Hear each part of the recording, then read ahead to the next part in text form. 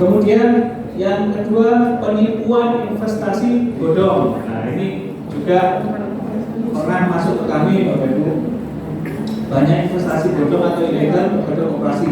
Atau mungkin Bapak Ibu sekalian ya, Bapak Ibu sekalian, misalkan menemukan di lapangan ada rentenir berbentuk operasi, silahkan dilaporkan kepada Satgas Waspada Investasi. Karena kalau panjenengan semua melaporkan ke Dinas Koperasi, selama itu bukan berbadan hukum koperasi, kami tidak bisa menindak. Satgas Waspada Investasi itu ada di ranahnya OJK.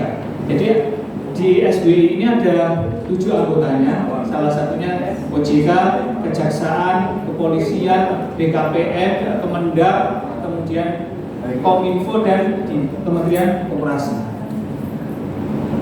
Jadi banyak yang bertanya tentang bagaimana menindaknya. Selama mereka tidak berbadan hukum koperasi, kami tidak akan bisa menindak. Kami tidak akan bisa menindak. Bahkan Bapak Ibu sekalian, misalkan ada koperasi kami yang nakal di daerah Kota Pasuruan, Mas Pino tidak akan bisa menindak.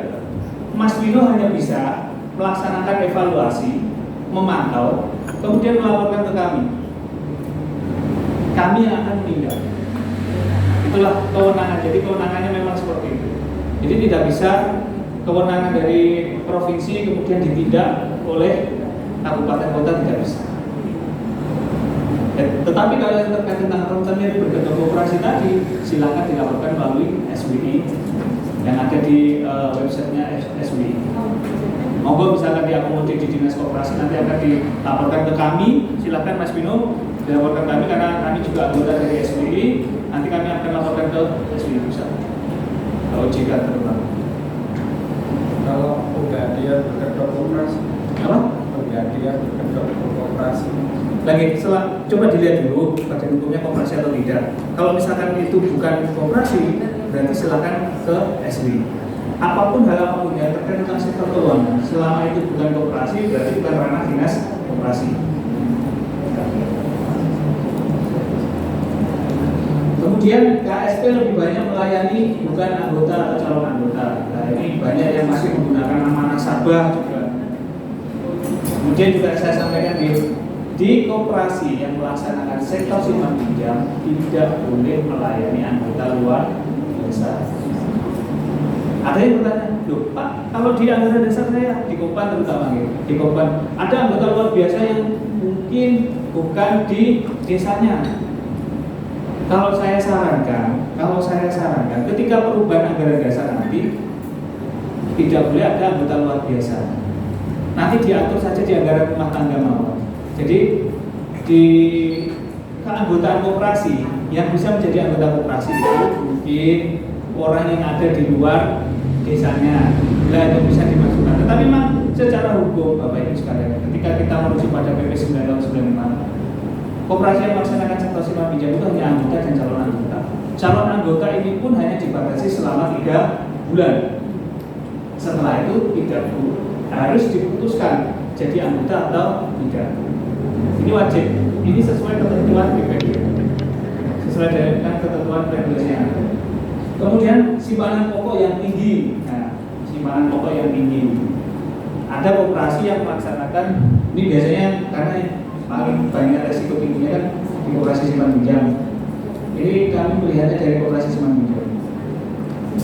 Simpanan pokoknya tinggi. Ada yang 2 juta, ada yang 5 juta. Paling banyak itu biasanya dari koperasi yang baru. Nah, kalau di kami di Premier Provinsi Bapak Ibu, koperasi yang melaksanakan sektor simpan pinjam KSP, modal minimal itu 75 juta. Pendirian awal modal awal adalah 75 juta. Dia KSP gitu, KSP di provinsi. Dan minimal pendirian 9 orang. Karena ketidaktahuan dari anggota, ketidaktahuan dari pengurus, calon pengurus sebelum menjadi koperasi, mereka beranggapan modal awal yang disetor adalah dari simpanan pokok. Akhirnya langsung dibagi 75 dibagi 9. Ada yang 5 juta.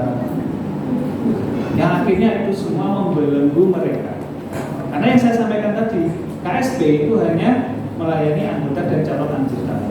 Nah kalau misalkan KSP menerapkan bunga PKB dan menerapkan simpanan pokok 2 juta, saya datang pinjam 1 juta, apa saya harus menjadi anggota, membayar 2 juta dulu baru dapat pinjaman 1 juta? Logikanya kan seperti itu. Karena apa? Menjadi anggota harus membayar simpanan pokok dan simpanan wajib. Makanya kami selalu ketika pemeriksaan kesehatan, ketika pembinaan, rekomendasi kami selalu perkecil sekecil mungkin untuk simpanan pokok 10.000, 5.000, silakan. Simpanan wajibnya nanti yang berupa minimal berapa? Karena apa? Simpanan wajib itu simpanan yang dibayarkan dalam jangka waktu tertentu, jadi tidak harus setiap bulan, dan besarannya tidak harus sama.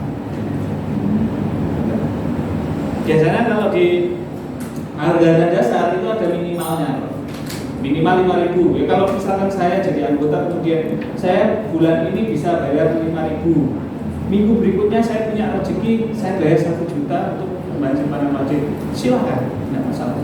Dulu mungkin dulu simpanan wajib itu rutin karena untuk mempermudah pelaporan keuangan. Kalau sekarang untuk memperbesar modal melalui tadi, jadi tidak harus sama. Tetapi simpanan wajib tidak bisa diambil setiap saat, hanya bisa diambil ketika anggota sudah keluar. Nah ini terjadi simpanan pokoknya masih besar. Pasti kami rekomendasikan harus merubah anggaran desa. Jadi kalau ini ada yang di KSP atau ada yang punya di Senat Pinjam, saya mengharapkan satu yang dilihat ketika perubahan anggaran dasar, kedudukan wilayah. Yang kedua masalah keanggotaan, masalah keanggotaan. Tidak boleh ada anggota luar biasa yang tercantum dalam klausul KSP.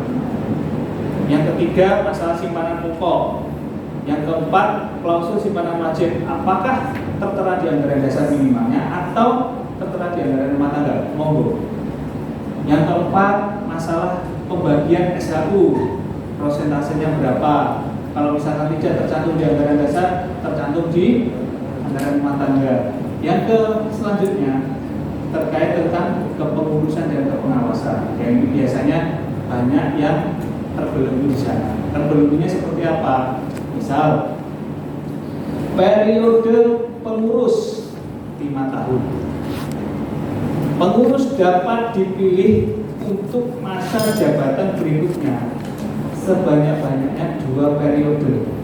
Coba nanti panjenengan lihat di anggaran dasar panjenengan. Kenyataannya apakah seperti itu? Iya kan? Ada yang sudah menerapkan sampai 3 kali bahkan 5 kali.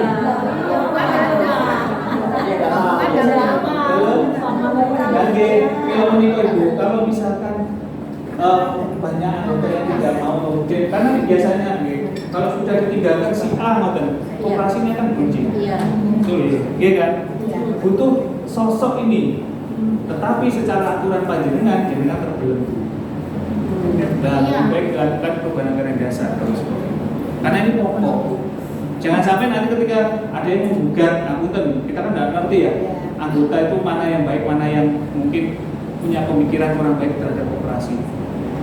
Loh, di anggaran dasarnya hanya terbatas 2 periode, tetapi si A sudah 3 periode. Ini seharusnya nggak boleh, iya kan? Nah, itu yang perlu diwaspadai. Monggo nanti bisa dilihat di anggaran dasarnya. Ada beberapa koperasi yang tertuang seperti itu, ada yang tidak. Nah itu monggo kami kembalikan lagi. Karena ada beberapa yang menganggap dengan adanya 2 periode itu untuk sistem demokrasi, monggo silakan. Tetapi kalau kenyataannya bukan seperti itu ya silakan dihapus. Itu kan sesuai kebutuhan demokrasi. Jadi anggaran dasar, anggaran rumah tangga itu pemerintah tidak mengintervensi. Ya. Kami selaku pembina, selaku pemerintah, kami tidak pernah mengintervensi aturan internal panjenengan semua. Panjenengan semua diberikan kebebasan. Jadi ada namanya prinsip koperasi kemandirian. Ya, kemandirian koperasi diberikan kebebasan secara mandiri untuk mengatur jalannya usaha dan kelembagaannya. Tetapi yaitu harus dipatuhi. Jangan bikin regulasi sendiri kemudian dilanggar. Makanya dalam menyusun anggaran dasar, menyusun perubahan anggaran dasar, anggaran rumah tangga dibaca pasal per pasal sesuai dengan koperasi. Jangan sampai nanti saya berikan draftnya dengan hanya copy paste. Jadi dibaca satu. Terus di dalam koperasi sendiri, tadi saya sampaikan ada sisi lembaga dan sisi usaha. Nah, saya mengharapkan Bapak Ibu mungkin setelah ini monggo yang sisi usaha ini silakan suruh ngurus usaha. Kan biasanya di koperasi itu kan ada ketua, sekretaris, bendahara. Ketua sama bendahara adalah fokus sama usaha silakan. Yang sekretaris ini setidaknya ngurusi lembaganya biar fokus. Jangan sampai nanti yang ngurus usaha, yang ngurus lembaga nanti tidak fokus. Ya tadi lembaga nyusun anggaran rumah tangga, kemudian ngurus legalitas. Kalau ini semua sudah clear, monggo silakan nanti semuanya pada sisi usaha. Nah, tapi kami mengharapkan ada orang yang mengurusi sisi lembaga ini yang selalu koordinasi dengan dinas, selalu update regulasi. Jadi tidak semuanya harus masalah usaha saja yang dipikirkan. Selanjutnya, koperasi dipilotkan oleh anggotanya dan pihak ketiga. Ini juga sering terjadi. Ada permasalahan koperasi, 2 orang anggota saja mereka bisa mempilotkan koperasi itu. Kalau koperasi sudah pilot bagaimana? Berarti segala aset diberikan kepada kurator. Kurator ini akan menghitung berapa aset yang dimiliki koperasi, kemudian dijual, digunakan untuk pemenuhan kewajiban atau hutang koperasi. Setelah itu kalau ada sisa ya dibagikan. Kalau tidak ada sisa berarti ditanggung bersama. Itulah koperasi. Jadi jangan koperasi itu PPNAE gitu, namun PPNAE itu pas untung aja apa digabung terus pas rugi gak. Iya kan? Kan ini kan usaha, pastinya ada naik ada turun. Kemudian penyajian laporan harus sesuai dengan standar SKKTA. Nah ini kami mengharapkan mungkin ke depan kita dari sisi pemerintahan lebih intens bagaimana mendampingi koperasi menyusun laporan keuangannya secara standar akuntansi. Kemudian, koperasi yang bergerak pada sektor simpan pinjam yang volume usahanya di atas 2,5 miliar wajib diaudit oleh akuntan publik. Koperasi yang melaksanakan sektor simpan pinjam. Jadi kalau misalkan ada unit simpan pinjamnya sudah piutannya 2,5 M, wajib diaudit oleh akuntan publik.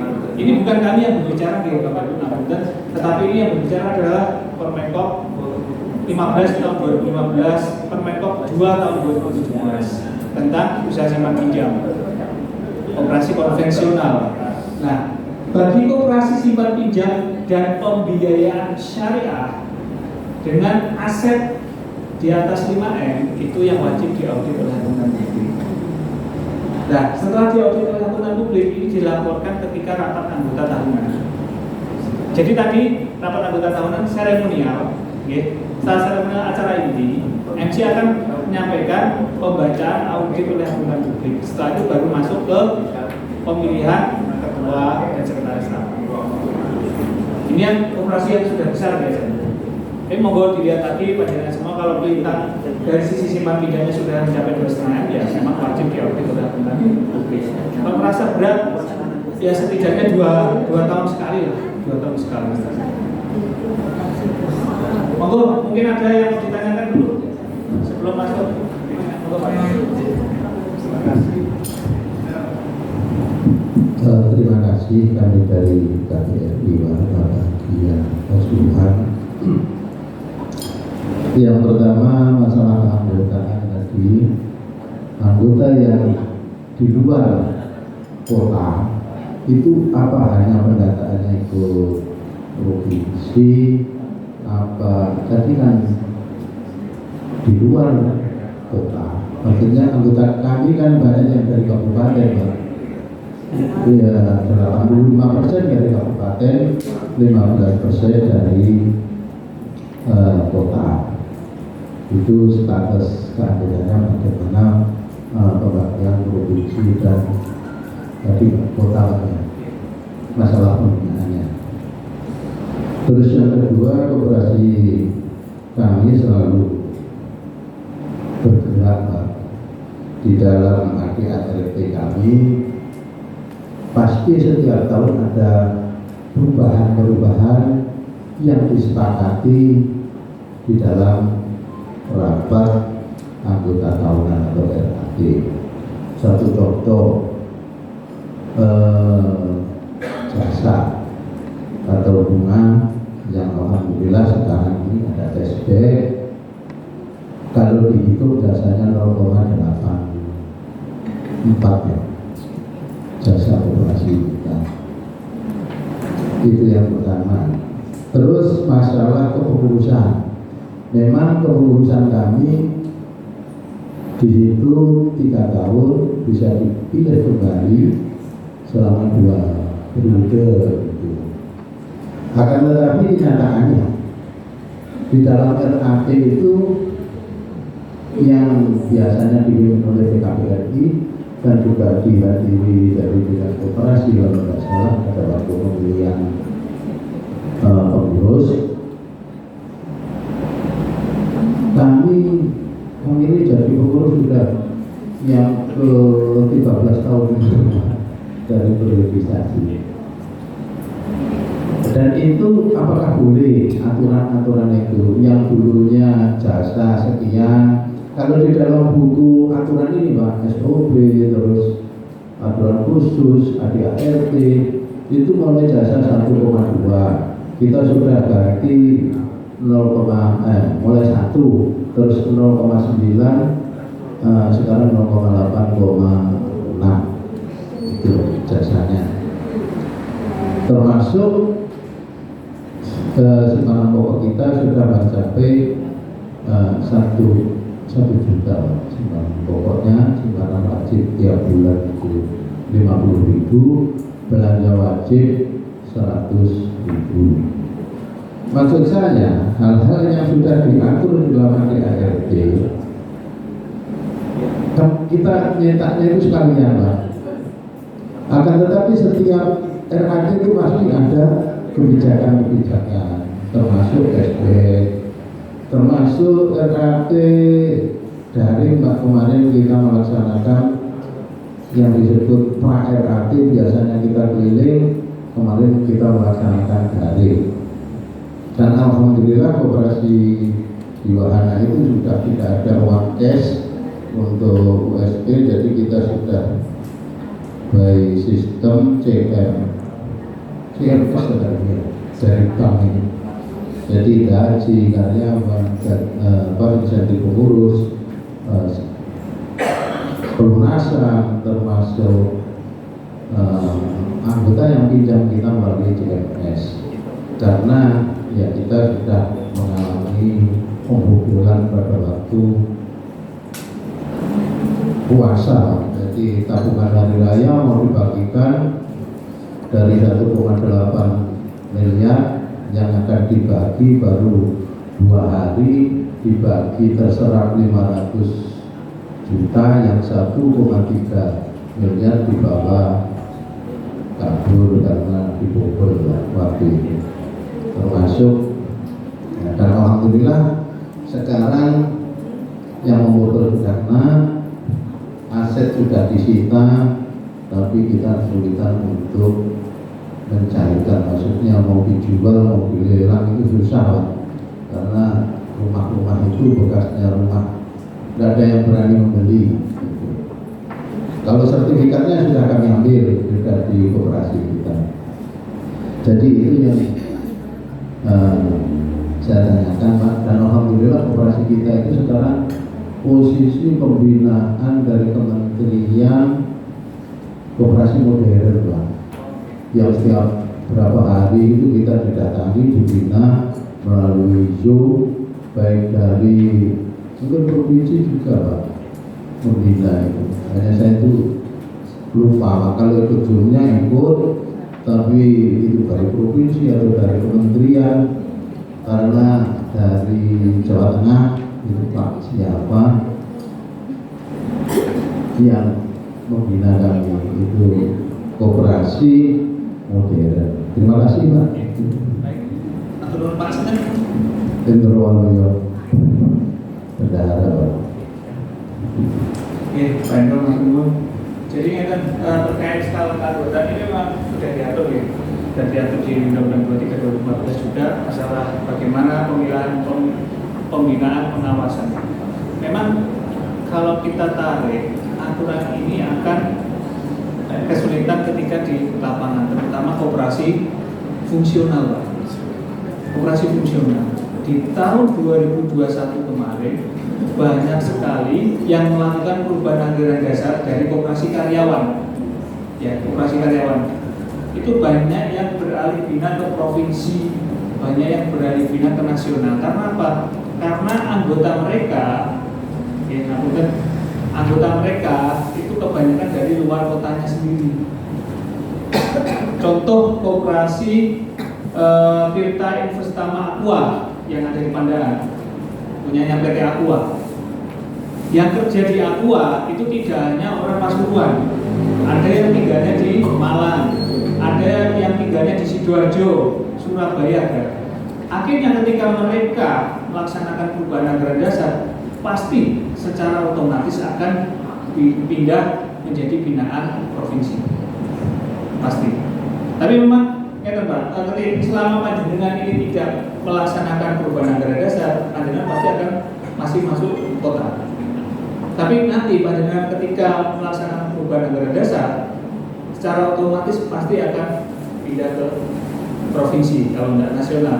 Kalau misalkan ada salah satu saja yang di mana di luar Jawa Timur, pasti akan pindah ke nasional. Terus selanjutnya yang tadi yang masalah bagaimana kalau aturannya berubah, mungkin lebih fleksibel. Kan aturan itu ada terlampir di Persus. Persusnya dirubah sesuai dengan pelaksanaan rapat anggota tahunan. Karena Persus ini dibahas oleh para pengurus dan pengawas, disahkan melalui rapat anggota. Atau mungkin ada klausul di Persus, keadaan ini bisa berubah sesuai dengan pelaksanaan hasil keputusan rapat anggota tahunan. Tetapi yang saya sampaikan tadi, kami mohon hasil keputusan rapat anggota tahunan harus ada berita acaranya. Jadi mungkin itu Pak, mungkin itu yang bisa menjadi fleksibel panjenengan semua menerapkan bagaimana kalau aturan-aturan itu berubah. Jadi kalau memang idealnya harus diubah setelah RAT berarti merubah Persus idealnya. Tapi kalau panjenengan mau mencantumkan tadi klausul bisa